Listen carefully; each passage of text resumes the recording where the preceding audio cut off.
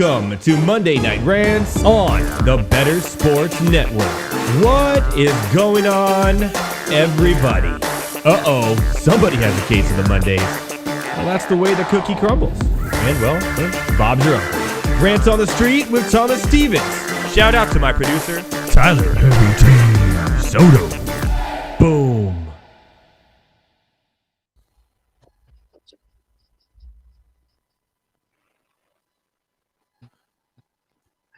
What is going on, everybody? Welcome to Monday Night Rants on the Better Sports Network. Yes, a dually tonight, if you will. Double the action, double the fun. No, I'm not talking about spearmint gum.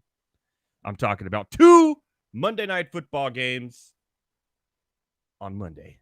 That's right, week 2, which is a little odd. Now, I'm going to be honest with you. If you were looking for good quarterback play tonight, well, you'd be a little disappointed because let's just say it has not been very good. All 4 quarterbacks have had their struggles tonight. I think all of them have thrown an interception.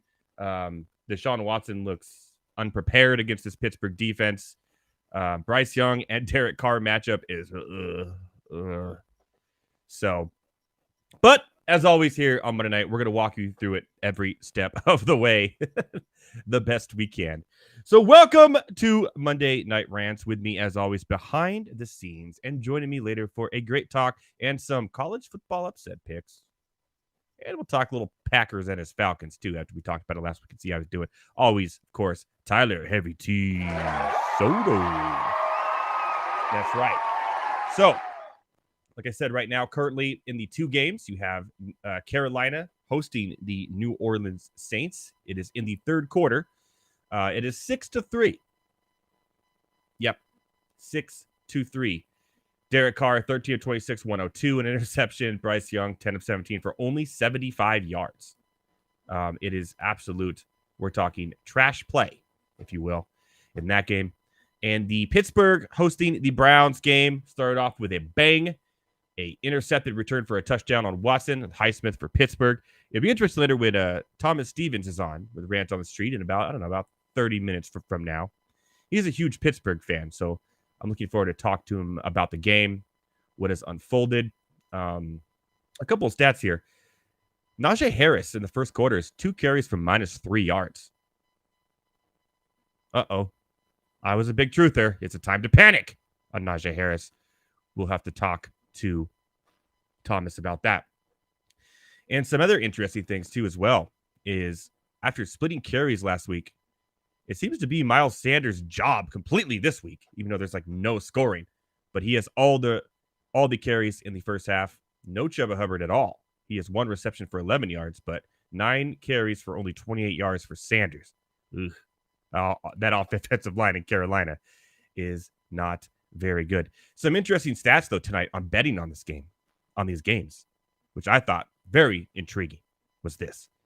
81% of the public bet on New Orleans to win, -3 over the Panthers, and 78% bet on Cleveland, -2 against the Steelers. Both home teams. The public going the other way. So it seems interesting to me to see how that turns out. I was kind of on the Saints. I would have probably taken the Saints. But I was kind of on the Steelers in this game too, with the +2, maybe even to win outright with the money line, knowing that 70% of the public, I would have taken it. So here we are on this glorious, glorious doubleheader of Monday night games. We do have Guillotine on the line currently going. We'll see if we have an actual eulogy tonight. It is close. Team Eric Dozier 4 finished already at 78.5 points. So he is on the cut line. But our own better boss has 59.34 points right now. However, he has Nick Chubb, Hayden Hurst, who has 0 points so far in the second half. Ouch. And Pat Fryermuth also with a big donut here. So he could have a eulogy by the end of the night for either Better Boss or Team Eric Dozier. Everybody else, no worries. No worries, my fellow guillotiners. You are safe. So what does that mean? Well, that means that if Dozier loses, Etienne, Prescott, Devontae Adams, Terry McLaurin, Dalton Schultz, Zay Jones, Justice Hill, all, Jonathan Taylor, all on the waiver wires. If Better Boss were to lose, Justin Fields, Nick Chubb, Deebo Samuel. Trying to find some other players of note here. We'll all be on the waiver wire. So good luck to both of you tonight. I know you're watching. I know you're having fun enjoying the Guillotine Link because we are all having a blast. And it's one of the funnest chats I have been in all my chats and all my links this year. So it's been great. Thank you guys, everyone, all 17 of you for joining me, and good luck to you all going forward. Just a note on the Cleveland-Pittsburgh game. The Cleveland was favored -2. It is the first time that Cleveland has been favored. The Browns has been favored over Pittsburgh in a game since 1989. Oh, jeez. Oh, Cleveland Browns. We love you. We hate you. We love you. You are what you are. So there you go. Wait, Tavares says he went from almost out of points to leader in a week because of Kyron. That's a great pickup. More on that later. Going to talk about Cam Akers and that whole situation and what to do with him when I get into the rant lines. All right. If you're not, or you have it, or you don't know, well, you should now, because we are all doing the same thing here on Monday Night Rants every Monday. We are playing Bettercast. That's right. Bettercast right now. I am playing 2 games going on at the same time. So I'm answering my questions, getting them in. I'm not doing so hot, but I have a lot of questions still on the line for props that would happen at the end of the half in this game, at the end of the Carolina New Orleans game. So I'm still in it. You can still be in it too. All you got to do is go to bettercast.app, download right now, and play to win tickets, where you get signed memorabilia and also Fanatics gear. You get a jersey of your favorite team if you earn enough points by winning these Bettercast at bettercast.app. There it is right there. Look at that chat. Going crazy. Everyone having a good time in here, watching Monday Night Rants and watching the football games and playing Bettercast. So get on it. I'm going to be playing during the show as well. Hopefully I can get some tickets, earn some points to get a nice little Chargers jersey. I'm going to get a number 2. But I want it to say 02, if you will, on my jersey. More on that later. That was a funny joke. Let's see if anyone got it. But here we are on Monday night. And what better way to start Monday Night Rants than to talk about bingo? That's right. As always, we are doing bingo cards for charity here on Rival Fantasy. That's joinrival.com/alarm. Get your up to $200 deposit and free bingo card entry when your first bingo card. I have 5 going tonight. 5 bingo cards. And I just got one at Rival right now because Boswell missed a field goal. I had a missed field goal, and Boswell was my kicker of my lineup. Boom. Got a stamp, baby. Punch it. Punch it. However, Jamal Williams was in my lineup, and I have to talk about Jamal Williams because he is out of the game with a hamstring issue. Questionable. Yeah. Everybody's questionable. All the time. It's questionable. Either out or you're in. There's no questionable. That just means that the media does not know. But Jamal Williams is not returned, so.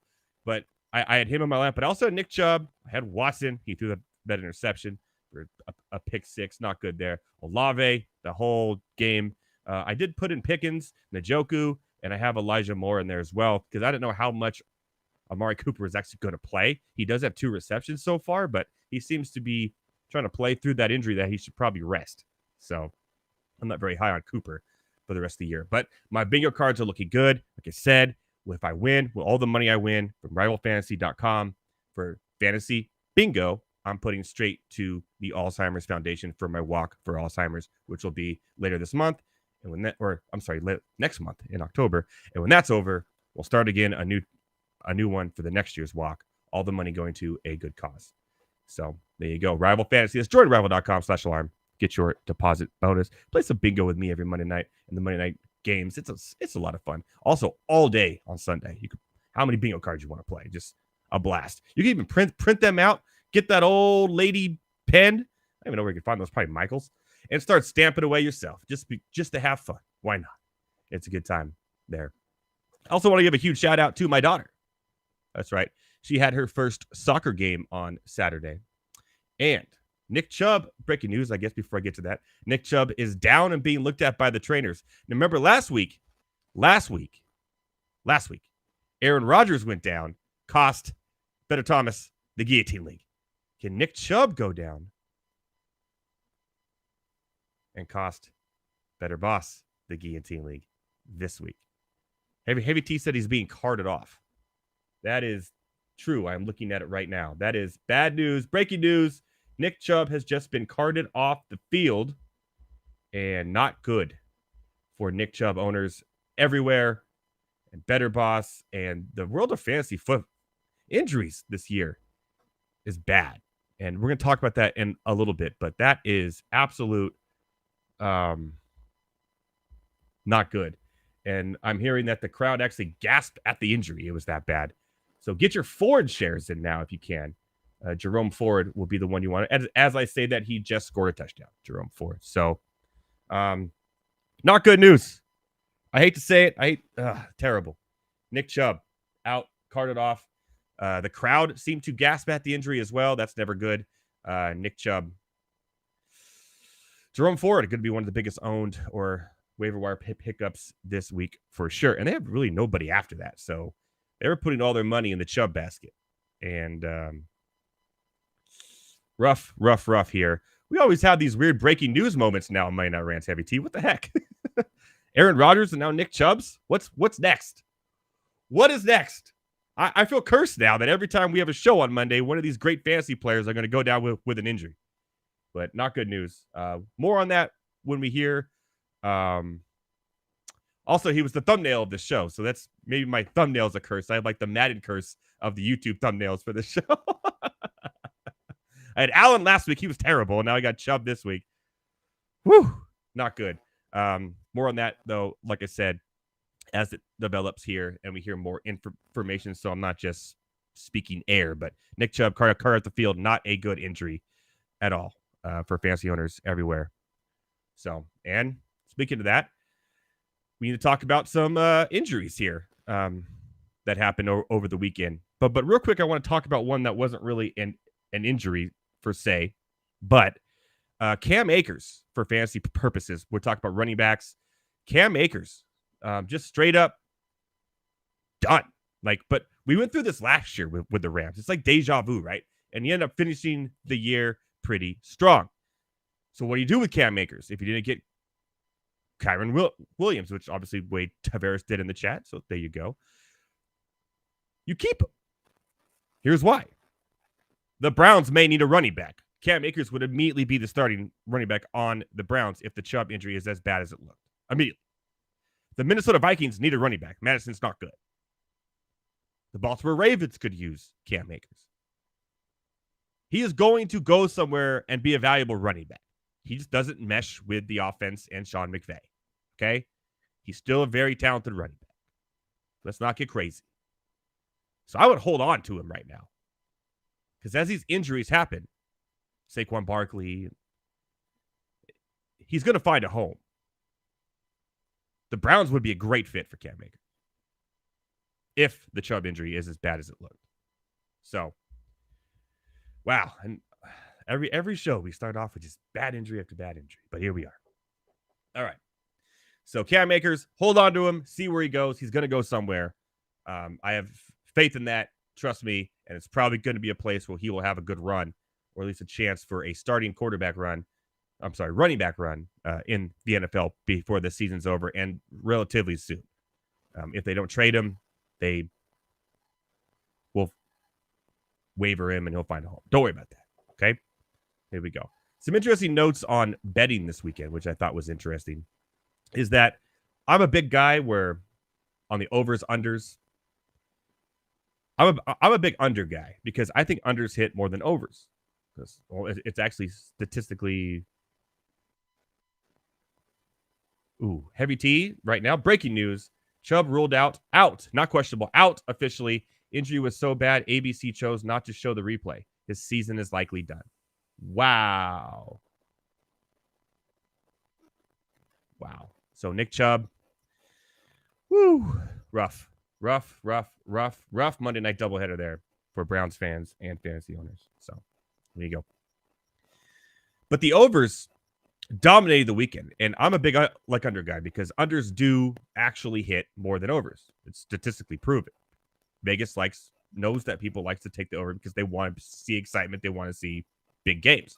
However, this weekend, all you overs people had a huge day. Historic day here, really. Where I think the overs ended up going 12-2 on all the matchups so far this week, which is incredible. 12-1, sorry. No, 12-2, that's right. 12-2 on the overs. So if you're an overs guy and you took all the overs in every NFL game this weekend, you finally did it. Congratulations. And what's it going to do next week? Everyone's going to do the same thing, and Vegas is going to get all the under money, and yeah, there you go. But congratulations on that. That's what I like. The people, like when I go to a site, like a new betting site on like picks, and every pick is an over, which is a lot, by the way. A lot of sites do this. I'm not even interested. Why? There's also an under. If it's all over, not touching it. Make sure you know your places. At Fantasy Alarm, at Better Sports Network, we give you unders too, not just all overs for you to bet on. Trust me, we know our stuff. So I thought that was a very interesting trend I saw over the weekend. So in NFL news today as well, Patrick Mahomes, our boy, reworked his contract, historic $210 million over the span of 4 years, which this battle of who's going to be the highest paid per year quarterback continues. Now it's Patrick Mahomes. It's the most money in NFL history over a 4-season span. What's crazy about it? It's all guaranteed. But it's Patrick Mahomes. He doesn't have to prove anything. He's a good football player. He's a good quarterback. He's the best quarterback in the league. Well-deserved. Barring any crazy injury, he will earn that keep. Joe Burrow, on the other hand, right now, more on that later. But Patty got paid. Some more injury notes over the weekend. It's just been nothing but injuries here today, every team. Jeez, man. Nick Chubb, as we start the show. Man, just craziness. We talked about Joe Burrow. He did injure his calf again or re-injure it. Not a really bad start for the Bengals and Joe Burrow. I'd be a little worried. I'm sure he's going to try to play through it the rest of the year, but this does not look like the same Bengals team we saw last year. And I know they started slow last year too, and the year before. But still, I'm kind of worried, and I'll go over that more later. But I'm a little worried. It's also the week of concussions too, by the way. Anthony Richardson. That's 2 weeks in a row, by the way. Anthony Richardson off to a hot start and got hurt and left the game. Scares me a little bit. 2 weeks in a row. This week it was a concussion off a touchdown where he got hit, fell down, hit his head on the back of the artificial turf, and which is also another hot topic of conversation, artificial turf, but concussion, couldn't return to the game. Gardner Minshew came in, and obviously they were able to win still, but a little concerning that 2 games from Richardson, hot starts, injured both times. So a little weary of that now, and I have him in one league, and I'm a little worried. Saquon Barkley looks like he's going to miss 2 to 3 weeks now. Breaking news before the show started today. So it's a normal ankle sprain, but 2 to 3 weeks they're saying. So that's not good. Matt Breida, welcome back again. Will be obviously the man to own there, but I'm not excited about it. I'm not excited about the Giants in general, let alone having to start Matt Breida. Ugh, rough times there for Barkley owners as well. So we saw Barkley. We just saw Chubb. David Montgomery with a thigh. Off to a great start this year for Detroit. Apparently, good news. It's just a bruise, a thigh bruise, or a contusion. But it's a bruise. So, he's off to a great start. He was, 67 yards and a touchdown again. So 2 straight weeks with a touchdown for David Montgomery. Obviously, Gibbs would be elevated, but I think he's kind of what he is, the role he has for the Lions. So I would expect that David Montgomery will be okay, but I'm very excited from what I see from him in this Detroit Lions offense. But also, Montgomery has a history of not finishing games even in Chicago. So get what you could take from him while he's hot. I think he should be okay. Now, the Austin Eckler, too. Austin Eckler owners. Now, I'm going to talk about 3 receivers or 3 running backs all taken in the first round. Eckler, who missed this last week, probably going to miss this next week, I would imagine. Nick Chubb now, maybe for the year. And Barkley. 3 running backs. All that were first-round picks. Chubb, Barkley, Eckler. Wow. Well, the no running back thing in drafting may have worked for you a little bit. We will see how well you did. Aaron Jones with his hamstring, another one, did not play this week. And by the way, these backups, Joshua Kelly was trash. A.J. Dillon, high expectations, he was trash. They need Aaron Jones back for the Packers. It is a hamstring injury. We'll see how the practice go this week for the Packers. If he doesn't practice by Friday, he ain't playing again. Let's be real.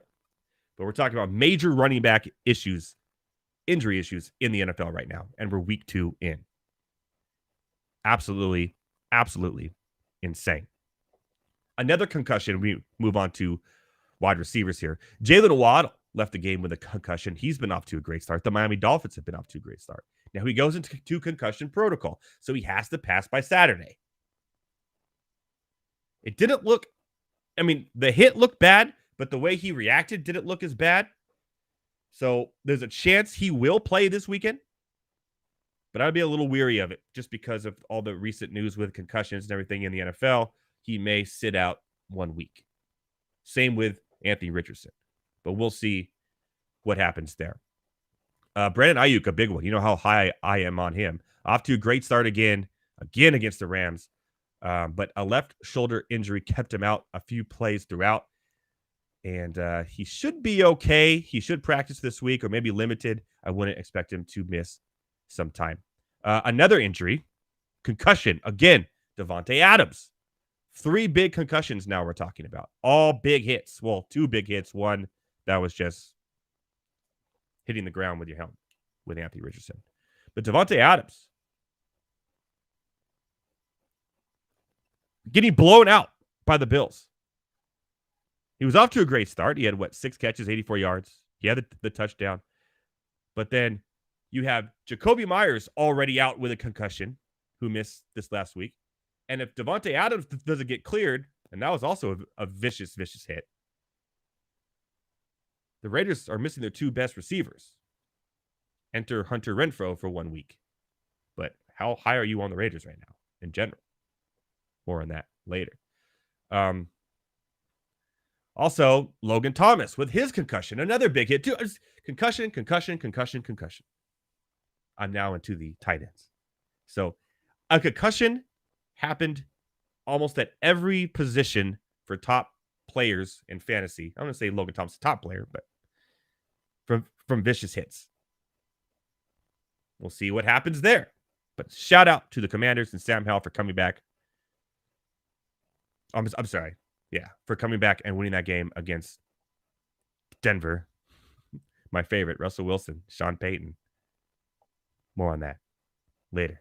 So injuries are starting to pile up. Bad injuries already. This is like the worst 2 weeks I've seen in fantasy football in a long time where it comes to injuries, especially concussions. So we'll see how it all plays out. It's going to be very interesting waiver wire tomorrow. So make sure you check out all the shows at Better Network, at Fantasy Alarm. They'll have you covered all day long. Plus great articles to help you get your waiver wires in. And we're going to move on from the same thing that we've seen in the NFL with these bad hits, bad injuries, to college. Travis Hunter, 2-way player from Colorado. 5-star. Went to Jackson State, followed Deion and his kids to Colorado. An absolute vicious, uncalled for hit that took him out of the game. he's going to miss multiple weeks, 4 to 5, which sucks because they have a gauntlet of games coming up. We'll talk about those later as well. He actually lacerated his liver on that play. So what happens here is what? Deion's doing Deion, right? He's done it his entire career, even at Jackson State, even in the NFL, even when he was terrible at baseball. He still was Deion Sanders. The Colorado State coach, Norvell, who has a track record of, let's be honest, not being good, fed into the hype. If Deion Sanders wasn't the coach of this Colorado team, nobody would have watched that game late Saturday night. Nobody on the East Coast would have stayed up till 1:30 in the morning, 2 o'clock in the morning watching that game. No one would have cared. He brought you attention. And yes, your team played a good game. You blew an 11-point lead because you got outcoached. Norvell, you got outcoached. You may have outcoached him in the first half, but the second half, he outcoached you and won the game when it mattered the most. All that trash talking, all that, I don't know about you, but I take off my hat and sunglasses when I talk to adults. Well, you riled up your team. You got them too emotional. And when things started going right and you were winning, they were almost playing dirty, making bad hits. They had more penalties I have ever seen. It was a lot. It is a lot. And then the hit on Travis Hunter was absolutely miserable. And I'm an Oregon fan. I don't like Colorado. I just don't want to see them going down like that. So, but shout out to Sanders Sunglass Company, who, because of that comment and everything, he made millions and millions of dollars off of sunglasses that took down the site, and now they're back ordered till late October. So there's that. So not only did you lose the game, get out coached, make a fool out of yourself, make everyone think that your team's a bunch of thugs, now you just gave Deion Sanders more money, and you will now go in the sunset, and nobody will talk about Colorado State again until next year when you play Colorado. So there's your year. Bye. Thank you, Norvell. See you next year. Yeah, the sunglass boom. Let me see here. So his sunglasses, by the way, shout out to Jay Norvell for hooking Deion Sanders up with millions and millions of dollars. You can get them now and go buy them. Why not? Give them to the Deion Sanders hype. They're like under $100. They look cool, I guess. They reflective lenses, and I have to wear prescription sunglasses. So I don't know how they look at me, but took the site down for now. Prime 21 sunglasses. What a name right there. It's crazy. They're Blenders, by the way, is a sunglass company if you want to go support Deion Sanders and his team. By the way, I saw this video before I go to break. Last year, when the game was out of reach and they were losing, a player on Jackson State intentionally hit helmet to helmet one of the opposing teammates. Deion Sanders took him out of the game, benched him for the rest. Straight up benched him for the rest of the game. So as much as Deion Sanders likes to talk, as much as Deion Sanders likes to be, he's primetime, baby. Like, he's going to be in the media. He had The Rock come on game day on Saturday. Jesus. He definitely is doing the right thing the right way. Jay Norvell, who we won't hear from again, he may be fired by the end of the year. God is shining in the sun. He's off his merry way. Deion wins again. Until this weekend. More on that later. Thank you, guys. After the break, Thomas Stevens, Rant on the Street, and an update on Nick Chubb. We'll see you after the break, my fellow ranters. Like Devon Levi started off in the friend zone, and now like he could possibly be wife material. So it is exceptionally hard to trust a rookie goalie in the NHL. The kid is what? He's 21. Like, okay. And he is going to the Buffalo Sabres. But we've all agreed that the Buffalo Sabres are at least a somewhat better hockey team on paper. Again, it's hard to trust a rookie goalie. We've seen future Hall of Fame goalies like, Fleury in his first year struggle, right? Carey Price in his first year struggle. It is tough for goalies to come in and have success.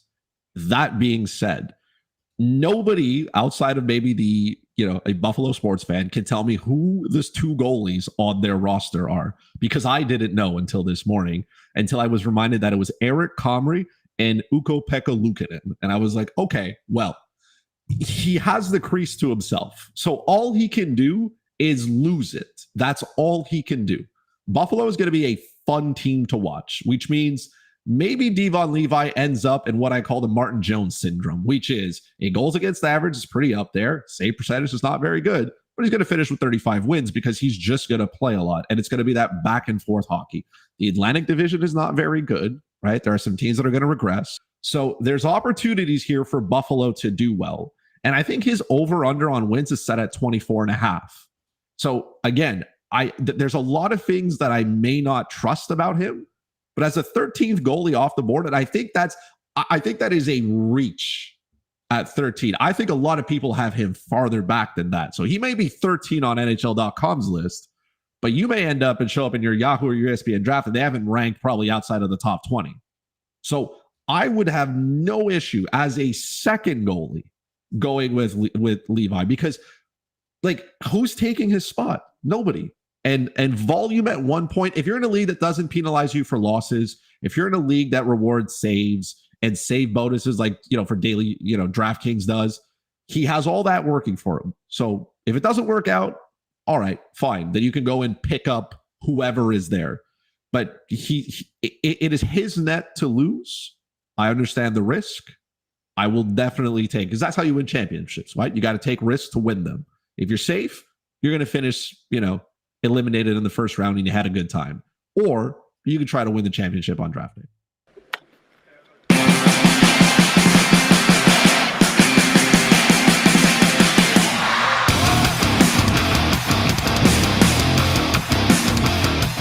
What is going on, my fellow ranters? Welcome back to Monday Night Rants on the Better Sports Network. I just want to apologize a little bit for that intro I had on the last, to the show, really.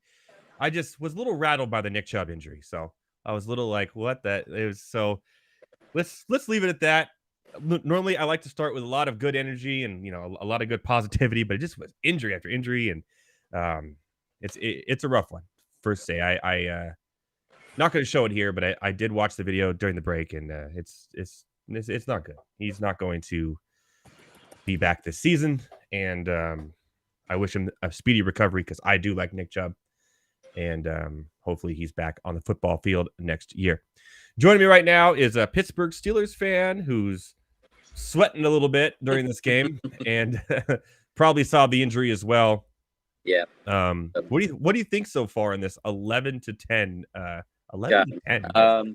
What do I think? I think it's been crazy. I think Matt Canada is horrible. I think Kenny Pickett's decision making is terrible. I think Najee Harris can't run to save his life. I think Jaylen Warren has probably been the only positive besides the defense so far. Nick Chubb, prayers go out to him. That no one wants to see that. The Browns, they could have been competitive this year, but that throws off their whole dynamic of what, Cleveland Browns football is. So it's a bummer, but, I'm watching right now and I think we just got stopped again, 2nd and 10. So well, most likely. Yeah. Yeah. Both so these games that's been have the story, been, but we'll see. Maybe we'll make some halftime adjustments. So looking at the depth chart here for the running back for this game, Mm-hmm. the only 3 running backs, and one of them I wouldn't even count a real running back. I guess he is. Nick Chubb was number 1. Yeah. Jerome Ford, number 2. Mm-hmm. And their number 3 running back, and that's it, is Pierre Strong Jr. Jeez. Who was waived from New England, and now he's their 3rd. Yeah. Cam Akers. Mm-hmm. Leonard Fournette. Yeah, for sure. Kareem Hunt. Reunion. Mm-hmm. Yeah. Mm-hmm. They need to do something and quick because that is rough sauce for sure for the Cleveland Browns for sure. So, but no one ever expects those injuries to happen. Especially Nick Chubb has a pretty good history lately of staying healthy. Well, no, he missed a few games last year because I remember D. Ernest was a thing for a few weeks. So, But yeah, that's kind of like a fluke injury. So hopefully, like I said, and you said, speedy recovery, and wish him well for sure. he shall be fine. So are you sweating a little bit? I mean, I actually took the Steelers here and the points. So I mean, there we go. First down. 100% I'm sweating. I definitely, last week was atrocious, but, I tried to give it the benefit of the doubt because we played the 49ers. Their defense is insane. And the Browns defense isn't a pushover, but this is just atrocious, dude. I mean, Kenny Pickett probably has like 63 yards right now. 68. 68, yeah, with a pick, no touchdown. I mean, the plays, they just go backwards. It's the running game that's really surprising. Yeah, really for sure. surprising. Right now, Najee Harris has 5 carries for 4 yards. Yeah. His longest carry is 5 yards. His longest carry is for more yards than he has. Yeah, no. Jaylen Warren's been the only positive. Jaylen Warren has 1 carry for -2 yards. Net total, they have -2 rushing yards. Yeah. I'm sorry, 2 rushing yards total right now in the game. Well, there goes Pickett. Pickett just threw a tutty, so there we go. To who? Pickens, George Pickens. Hey, I have him on my bingo card. There you go. I did take the Steelers money line. I thought we would have a bounce back at plus 105. So like 80% of the public, and I was like, ooh. Yeah. So I take. We'll see though, man. Who knows? If we were away, I probably would have stayed away from it. But hopefully. And we did have an actual. I think we had an actual touchdown here in the Saints Panthers game. By the Panthers or the Saints? The Saints. And welcome to the because remember Jamal Williams went out too for the Saints. So Tony Jones Jr. Yes, Tony Jones Jr. His second stint here in New Orleans gets the touchdown, a rush touchdown. Good. He should be a pickup as well, at least for 1 week until Kamara comes back, and then pretty much has that role the rest of the way. So, man, in the Guillotine League, if I could just get 1 more week and stay alive, I get Kamara back. I'm looking pretty good here. I just got to get there. So, yeah, Pickens touchdown. A nice little touchdown, too. I'm looking at it right now. 71 yards, baby. A Pickett to Pickens combo. It is 16-11. There we go. That puts a smile on my face, man. Pittsburgh over Cleveland. Cleveland is going to be probably the talk of the NFL 100%. Over the next few days after that injury. For sure. Let's see if the extra point is good here before I give them their due diligence. But Kenny Pickett got rocked on that throw. He did, yeah. He got rocked. I hope he's all right. Real quick though, we did have a very interesting. There was a lot of college football going on and everything. It was an actual championship belt on the line at UFC over the weekend for free for everyone. Well, not you had to have ESPN Plus, but you did have to pay for the pay-per-view. So if you had ESPN Plus, you watch for free. And of course, Kevin Holland was fighting versus Magdalena. He lost and just looked slow. All of his punches just had no energy. And I was excited because I'm like, Kevin Holland, I want to see this. He's the darling.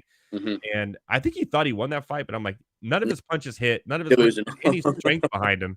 Yeah, no strength behind him. It was one of the weirdest things I've ever seen. Yeah, fight from Kevin Holland, and then of course Shevchenko Grasso gets her belt back, or not back, but keeps it, and a championship belt there. So I had like 8 screens going Saturday night. I got college football, I got the Fresno State game on, Colorado State.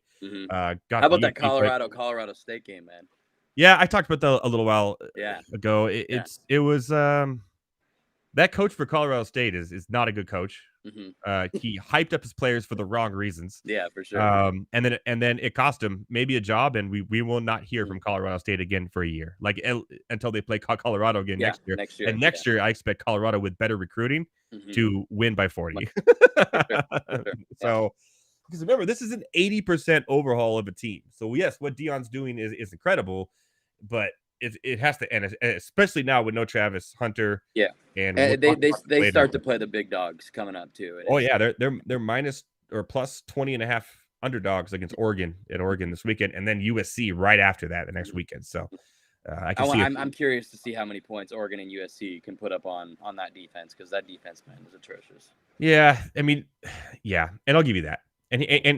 But USC's defense is atrocious too. So TCU lost almost everybody. And that was actually a close game. Everyone doesn't remember this game, but it went back and forth. It wasn't like Colorado dominated that game, but everyone's talking about it like they did. They won at the end. Yeah. Right. And TCU's defense looked bad. They fixed it. It's also week 1. And then Nebraska's just not a good team. Like, they're not. So that was an easy win because Nebraska has not been a good team for years now. They've been a fake. Long time. Yeah. Everyone thinks this Nebraska team is like, oh, defense, big, corn-fed. They've been bad for about 4 years. Yeah. 4 or 5 years now. They've been bad for longer than that. But it's just, yeah. So this was kind of a test from a Colorado State team that was headhunting. It cost them early. And then Dion outcoached him in the end and said, hey, we haven't done this all game. Shadir, take it, run the ball. Ran it right down their throats, tied the game, got the 2-point conversion. That was easy. Got their tight end involved in the end and just outcoached him in the end to win the game. It was that. And Jay Norvell can go off in the sunset. I never want to see his face again. I agree. Yeah. And he could go talk to old people with no sunglasses or hats on for the rest of his life. Because his mom raised him. Because his mom raised them right. Yeah. Well, he raised them to headhunt. Yeah. Yes. I was so mad when I saw that, man. There's no place for that in sports, dude.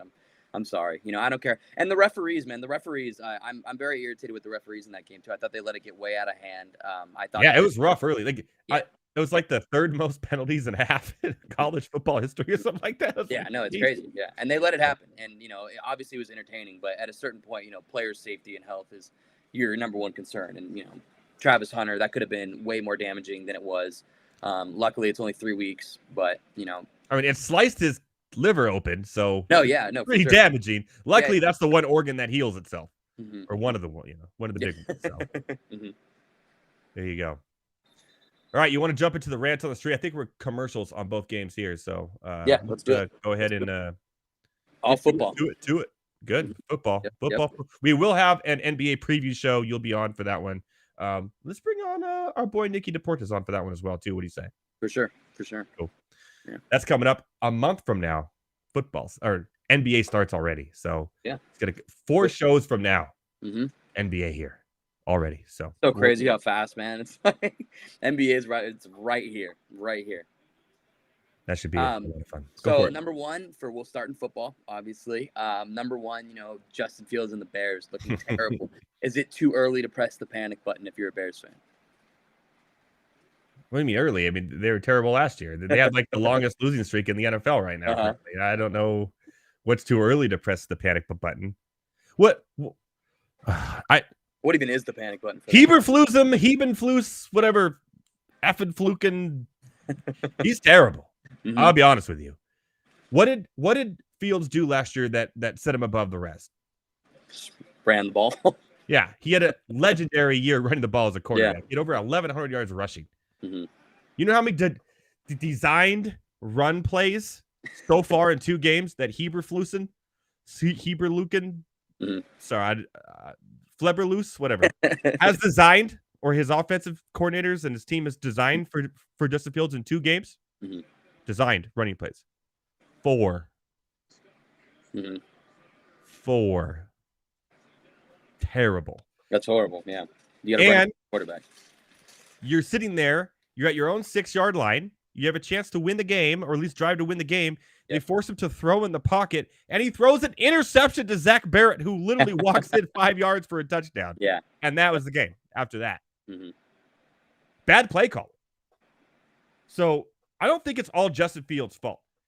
The coach's job for an NFL team is to put your players in the right spots to win football games. More on Brandon Staley later. But they're not doing a good job of putting Fields in a good spot. And when the game first started and I say, getting DJ Moore involved, making catches, going down the field, good. Yeah.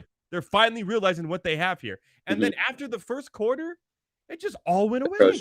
Yeah. Going back to last week again, I'm going, their running game is terrible.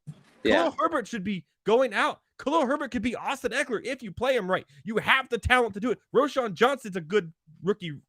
It's just their play calling is probably the worst I've seen over 2 games of any team. And yes, we're talking about the Giants too. Because I'll give Dayball a little something, but it's been the worst I've seen from any team. Yeah. The Arizona Cardinals are a better team right now than the Chicago Bears, only because the coaching staff for the Bears are incompetent of making good play calls. Yeah. So it's not too early to press the panic button. You hit that shit hard right now, Bears fans. You pound that thing.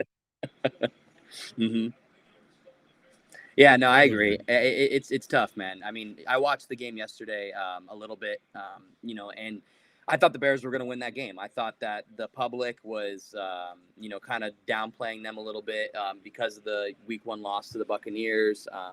And they came out Week 1 loss to the Packers. And they came out and they looked even worse. Justin Fields, like you said, in the clutch moment where he needed to do something, he does a pick. The play calling is atrocious. Your best possibility to win a game is let Justin Fields be Justin Fields. And like you said, you're having him run 4 times. With everything that I just said combined, that calls for panic. So if you are a Bears fan, panic on your offensive coordinator, panic on your coach, and panic on your quarterback, in my opinion. So shout out to Heavy T. This is a real stat. The last time the Bears won an NFL game, the 2022 baseball season was still happening. That's crazy. So there you go. All right. I'm done with the Bears. Yeah. I didn't even put them on my case of the Mondays just because they're so bad. I was just like, okay, nah. Yeah, why not? Yeah. Number 2, you're gonna hate me. Chargers 0-2. Oh. Vikings next week. What's the possibility of 0-3? For the Vikings or the Chargers? Let's go both. Why not? All right, we're gonna talk game script here. Here's exactly what's gonna happen. 50 points each. In the first half, the Chargers are gonna take a 2-touchdown lead. Mm-hmm. Okay. In the second half, the Vikings are going to come back and they're going to win the game at the end, and the Chargers will be 0-3. I like the realism. The last 3 games, coached by Staley and the Chargers, have all been that script. The Chargers' defense against the pass has been garbage. I believe they're the worst. Yeah, against it's very receivers bad. in the NFL. Yeah. And you got J.C. Jackson. You got like a Derwin good James. defense. Yeah. And Brandon Staley's supposed to be this defensive mastermind. And then you got the Minnesota defense. Also, their offensive line is really bad. Yeah, horrible. This game between the Chargers and the Vikings is going to, you're right, 41-40.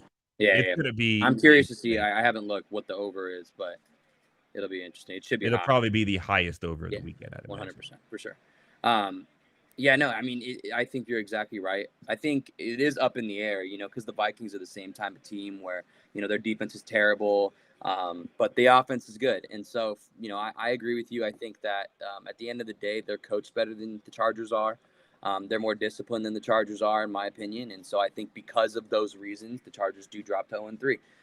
But it's going to be a shootout, and it's not going to be a blowout by any means. Herbert is a superstar, and he'll keep him in the game like he always does. I don't know what's going on with Eckler. I'm not sure if he's coming back next week. So I doubt it. I doubt it. Okay, well, even with Kelly, you guys will still stay relevant. You'll be there because Minnesota defense is just absolutely atrocious. What's crazy is both these teams are literally a couple good plays from being 2-0 each. 100%. Yeah, it's not like both these teams have been getting blown out for sure. Yeah. But yeah, so we'll see. But it'll be a good game, and depending on what the over is, definitely put some money on the over. 100%. 100%. On to number 3. What does the future hold for Sean Payton and the Denver Broncos? Already? I don't even want to say Russell Wilson's name. Yeah, already. Well, so okay. Sean Payton came out and said this was one of the worst coached teams I've ever seen before the season started, which means the talent is on the field, but the coaching was terrible. Yeah.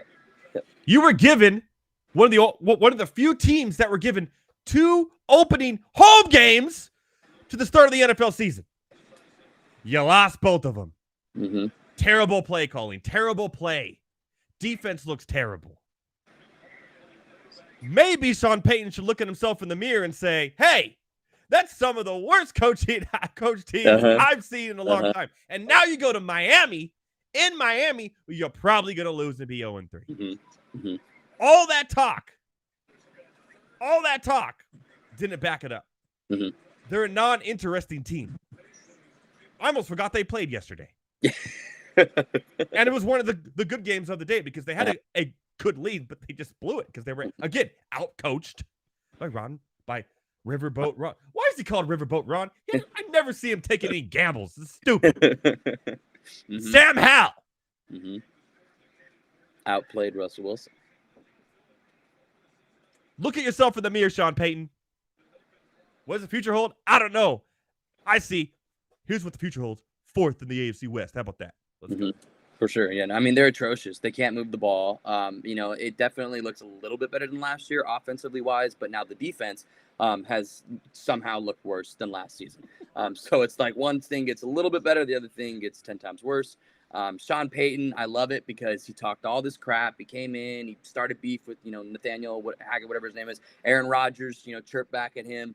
I know Aaron Rodgers is cracking up. Wherever he is in his boot, he's cracking up, and he's saying, the Broncos are terrible. Just like Aaron Rodgers is the only one who would even care. Nobody cares about the Broncos right now. Yeah, 100%. But nobody. He does. He's sitting in his bed, ayahuasca-ing it out, laughing at the Broncos. But so it's horrible. It's terrible. My friend's a Broncos fan, and I told him on Sunday, I said, dude, it's gonna be a long season. I'm curious to see what happens in the next offseason, because if it keeps going like this, you're not gonna keep this team together. You're not gonna keep the contract. But the issue is nobody wants the guy now. So I'm gonna go on a limb here and say, if they never traded for Russell Wilson and Drew Lock was still their quarterback, he would still have the same amount of wins as Denver does now. Yeah, I mean, it's not that hard to beat that or tie that, So I 100% agree. And you have a lot more money left. You have draft picks left. You're building your offense, building your defense instead of you went backwards. So you have to take your losses in life, man. And that's one that Denver 100% is going to have to eat for sure. And Sean Payton, I love it. He does not bring any value to that team. He's going to have to eat it, but it looks like he's been eating a lot lately. So too many cheeseburgers, man. I'm set for a stupid movie that nobody watched. Kevin James. Like Kevin James. Ugh. Yeah, Kevin James tried to turn it to him, and he turned it to Kevin James. Kevin James, right? How ironic. That's hilarious. You got to clip that. That's funny. Win. I won't talk crap, Sean Payton. All right. On to number 5. Same type of question, but we're going to go into the AFC North. Not the panic button, but are the Bengals in trouble? Oh, we're at 5, then we missed 4? We did miss 4. We'll do the Bengals one right here, and then I'll go to the fine. Yeah. But we say this every year, right? There's a slow starting team, and they have been for a few years now. No, for sure. But I think the Burrow injury is something that's going to be a problem, because and they are the first team to be numbered 2 weeks in a row on Case of the Mondays list. So I don't want to give too much away. Because they're in trouble. They're on Case of the Mondays, people 2 weeks in a row. They're in trouble.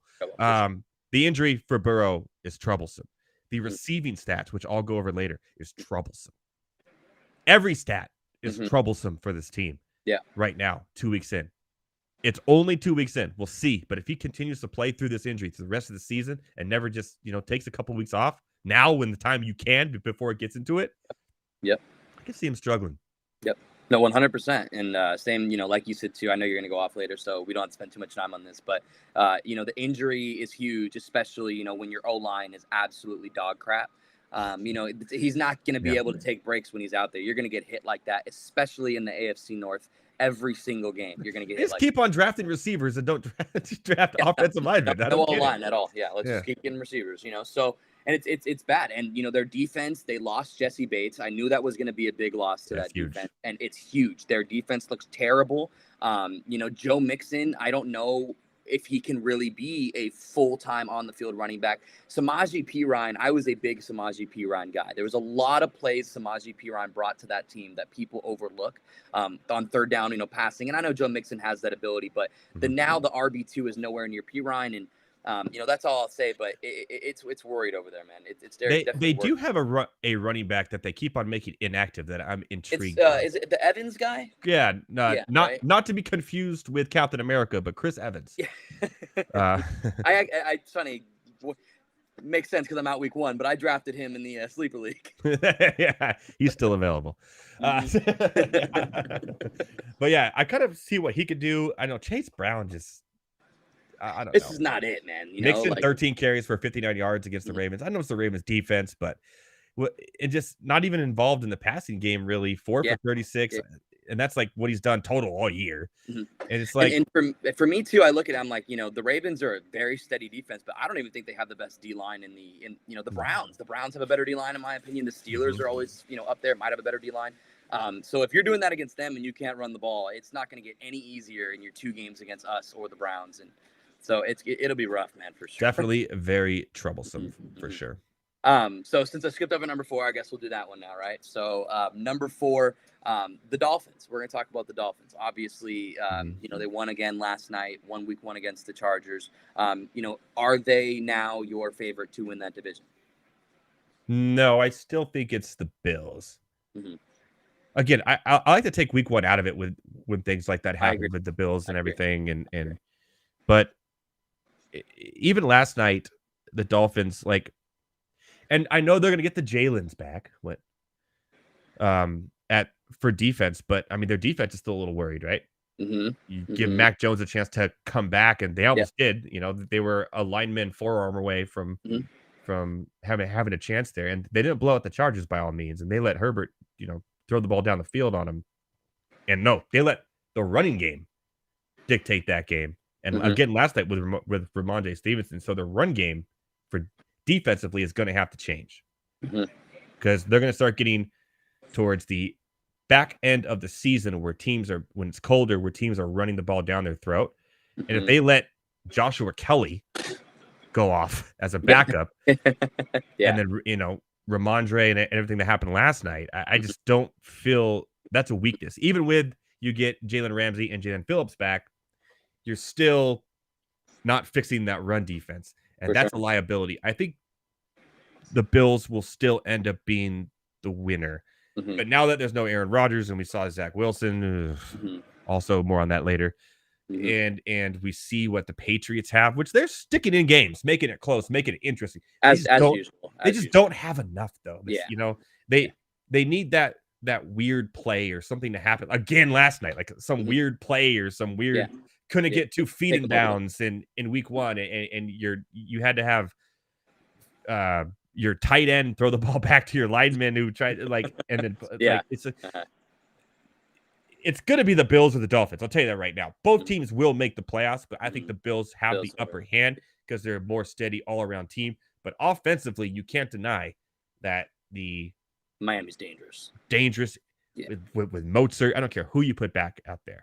Now, there is an issue with running back after Mozart because Mozart has a history of getting hurt. But Ahmad guy right now should be active and should get some carries next week because Ahmed went down. Wilson's out still. He's on the IR, I believe. So you're going to see H.A. next week. And this is a back I love that can catch the ball out of the backfield. He's fast.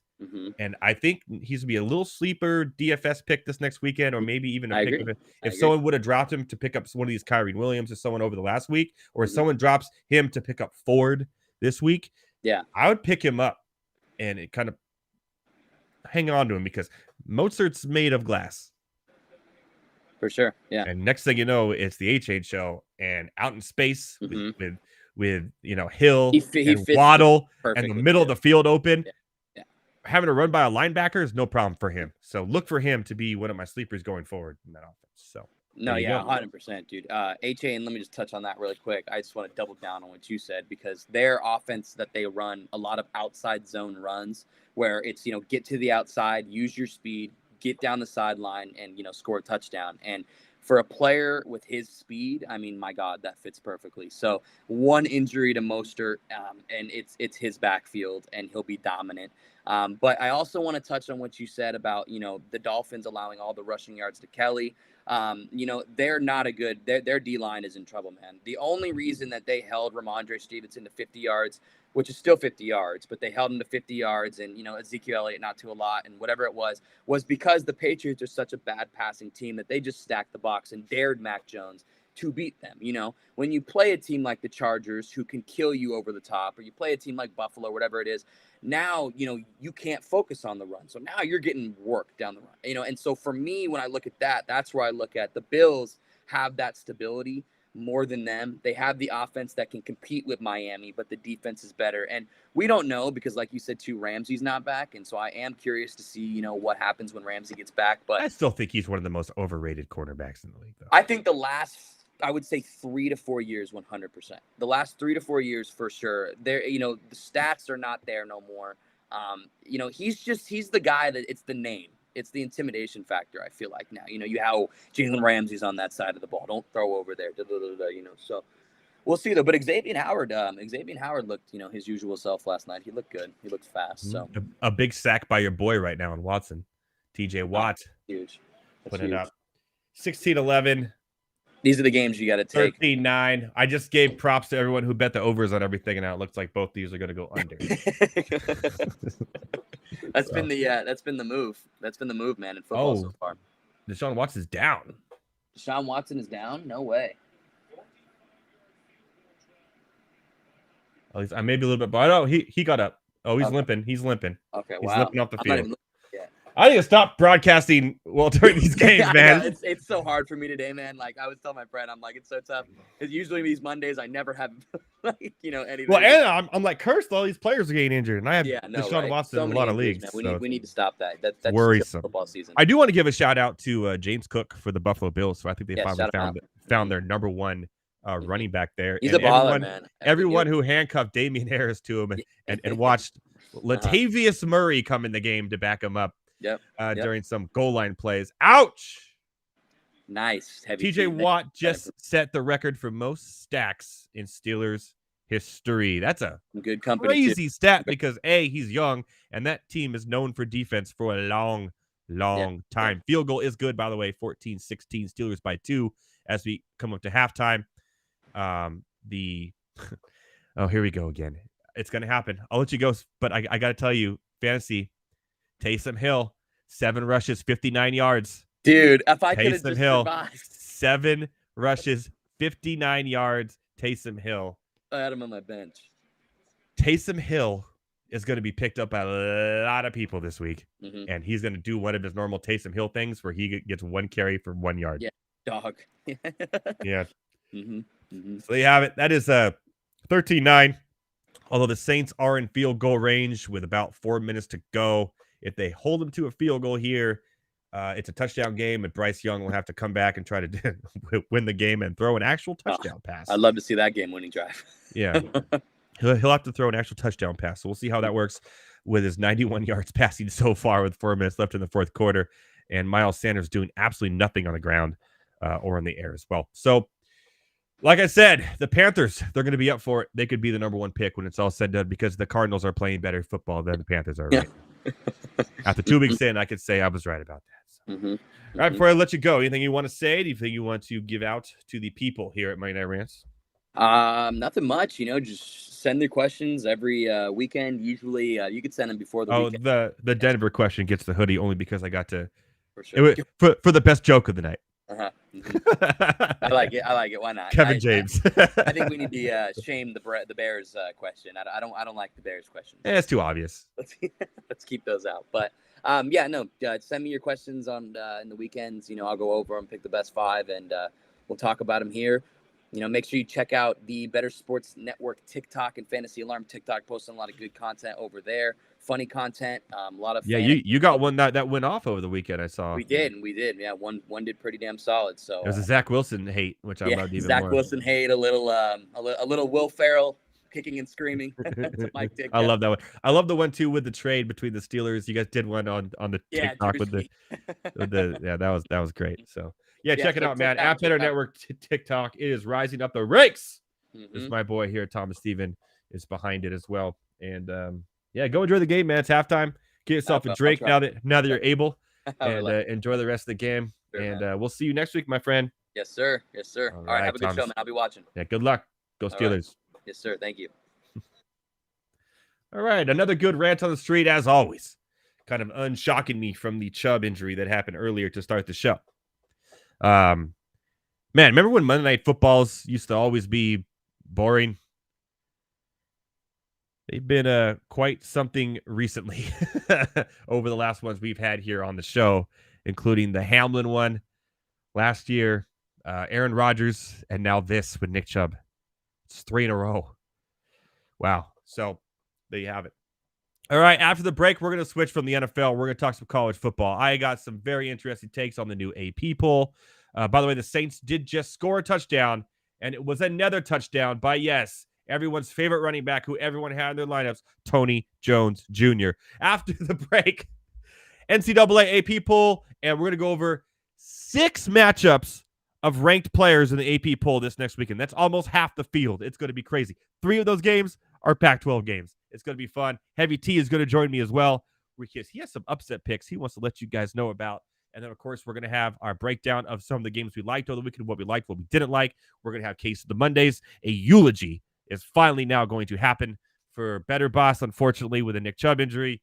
Heavy T will give a eulogy for that. And then, as always, we'll call it a very merry, merry night. So after the break, NCAA and more. Monday Night Rants. Oh boy, we got a big one. We got a big card here. We got let's go. We got a super rookie. Ooh. Do you guys want to guess who the big card super rookie is? Because I'm going to guess exciting. somebody from the Dallas Cowboys, but I don't recall who were rookies in those particular years. So I'm going to guess Michael Irvin. Adam? Jared kind of convinced me to go Troy Aikman there. I'm going to read the description. In this player's NFL debut, September 10th, 1989, he produced an electrifying 68-yard punt return for a touchdown. Sanders.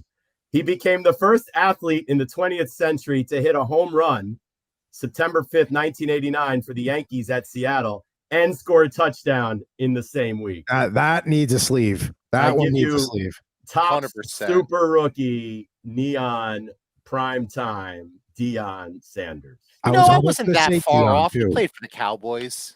I was going to say Deion, and then when you said the early 90s Cowboys, I'm like, oh, Aikman would be a good guess. So I go with your gut is the lesson there. And there it is, the white and red Falcon jerseys that you said Deion came in with before they changed to black. That was because the starting lineup for Deion his rookie year has got the red helmet with the white jersey. Now look at that do. I mean, are you kidding me with that hair? I mean, you got to have a headband with those curls. You got to. That is sick. And this is a favorite card. Do we have any value on this card? We have to, right? Let me see. Give me a value here. Let's see here on eBay. PSA 10 gem mint Deion Sanders, $149.99. And then a 9.5 is $6. So that guy might be a little bit. Then there's a much more reasonably listed one at $31 for a PSA 10. So it's got some value to it. Yeah, you might want to protect that one. It's in excellent condition. I guess we have to worry about, is it centered? Yes, that would be the next thing. All right, well, we'll go through the process there. Maybe I'll just frame that one as a great moment in this show's history.